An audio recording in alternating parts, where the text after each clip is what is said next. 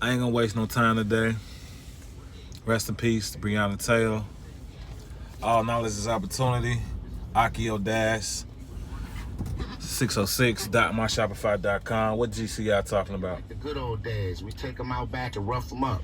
Or I tell police officers, give them a little extra. These thugs out here. You see what I'm saying? So how can I respect them saying something about mob justice is not justice? When you have a mob mentality, when you have a, for lack of a better word, a mob mentality. And remember how the mobs used They to ain't really roll talking about around back nothing. in the day.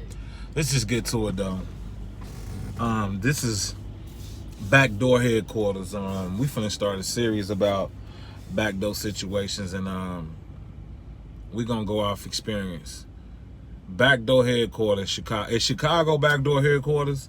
Do you hear about backdooring situations here the most across the country, across the globe atlas?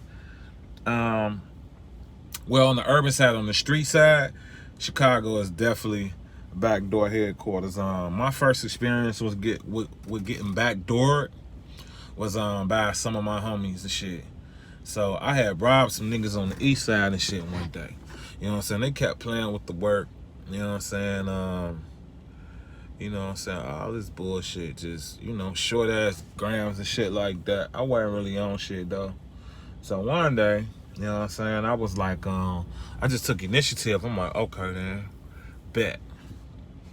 I know where this shit at anyway, so I'm gonna go ahead and, I'm gonna backdoor him. Shit, basically. You know what I'm saying? I backdoored, you know what I'm saying, my homie, even though I was paying for the work and he was giving me short ass work. Like, I'm like, fuck it.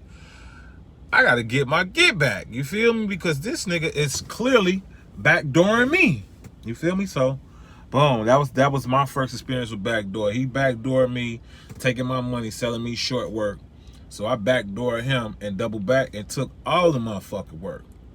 So one thing about the back door, once the back door is open, that motherfucker don't close. So once you start getting in the back dooring game of life, it's just, that's just what it do. You gotta expect to get backdoored in all these type of situations. So I get to work, I take it to my homies and the hundreds and shit. I get one some work, I get the other one some work. The other one, one of the homies, we broke good bread, you know what I'm saying? I let him keep what he was gonna keep. My other homie, he backdoored me. Like, he ain't give me shit off the work. I'm like, cool, fuck it. I ain't tripping, you know what I'm saying? He ended up getting some keys and shit later on in life. And still ain't motherfucker put a nigga back in position to win. But, that's a whole nother story. We ain't even finna get off into all that. So, boom. So, you know what I'm saying? The east side niggas and shit, they come to the hood. They come to the hundreds and shit looking for me like, you know what I'm saying? Because one of they homies say they see me do it. He was a motherfucking lie. They was blaming it on him. You know what I'm saying? So he was like, damn. He got to thinking like, well, shit, maybe fool did that shit. You know what I'm saying? He ain't even from over here. He just live over here. You know what I mean? Blasey Skippy. So, boom. They zeroed in on me. So, my crib in the hundreds and my crib in the east side, like, they ain't know where the fuck I lived at in the hundreds. They just knew I'd be in the hundreds and shit like that. But I lived on the east side. My mama lived on the east side, so, that's where I laid my head at. But I laid my head in the hundreds because my granny lived in the hundreds and I'm originally from the hundreds. So, anyhow, make a long story short, I used to hang on, like, a block on Princeton, you know what I'm saying, between 130 and 99. But, you know what I'm saying, headquarters is 130 Wentworth, whatever. Make a long story short, I know none of the guys on 130 Wentworth ain't told these niggas shit. You feel me? It don't even go like that. You know what I'm saying? Folk and them ain't on none of that type of time. You feel me? So, you know what I'm saying? On the hundreds and shit, like, back then, we had a few BDs and shit, mainly GDs and new breeds and shit, though, in my area. Folk Corner Hustles was down on, like, State, between, like, 102nd, 103rd, shit like that. You know what I'm saying? You had the Lords across the tracks. You feel me? 106, 105th, Eggleston. All them blocks and shit over there. Whatever. Anyhow, make a long story short. So, these niggas had to run into the folks them on Princeton, like, you feel me? Like, man, what fool stay at? Like, yeah, they had to run some type of game on these niggas. Like, Because these motherfuckers knew exactly where my granny stayed at on 103rd. Like, so 9 times out of 10, I know the homie. He slick. He got some game, so he probably rolled down on one of the guys. Yeah, he ha with him. Yeah, well, damn, you saying so and so and so and so. I'm trying to, you know what I'm saying, break bread with him. You know what I'm saying? Like, woo woo. Motherfucker told these niggas exactly where I stayed at. You know what I'm saying? It could have been one of the girls or one of the guys. These motherfuckers were sitting outside in front of my crib at 6 o'clock in the morning. I was still in high school. Probably like 17, 18. Sitting, I look. I'm like, damn, I step outside. I'm like, oh shit, there go them niggas. But 3 niggas out there.